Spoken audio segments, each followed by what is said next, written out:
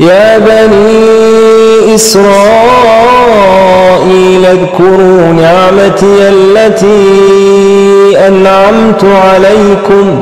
وأني فضلتكم على العالمين واتقوا يوما لا تجزي نفس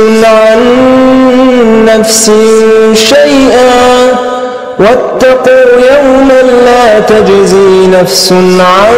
نفس شيئا ولا يقبل منها عدل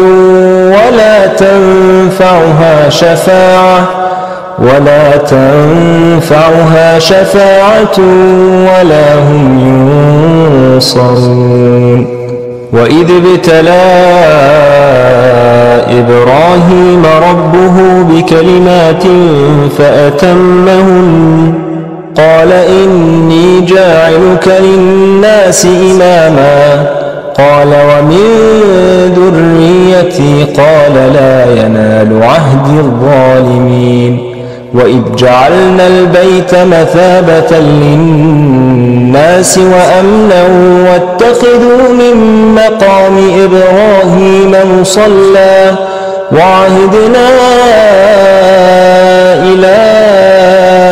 إبراهيم وإسماعيل أن طهرا بيتي للطائفين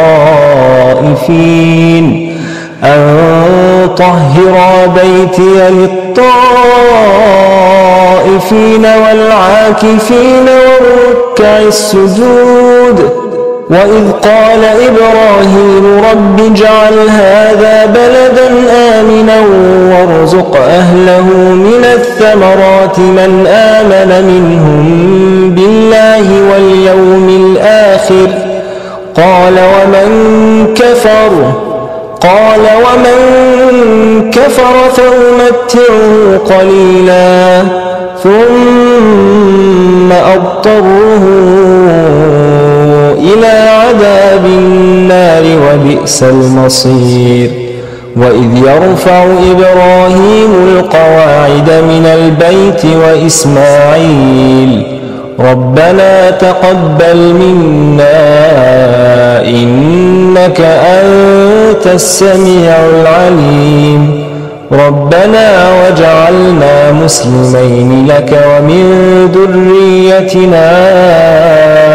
أمة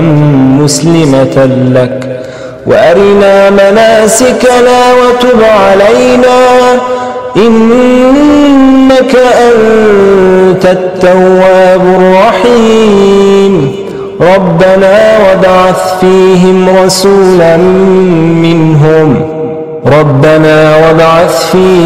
رسولا منهم يتلو عليهم آياتك ويعلمهم الكتاب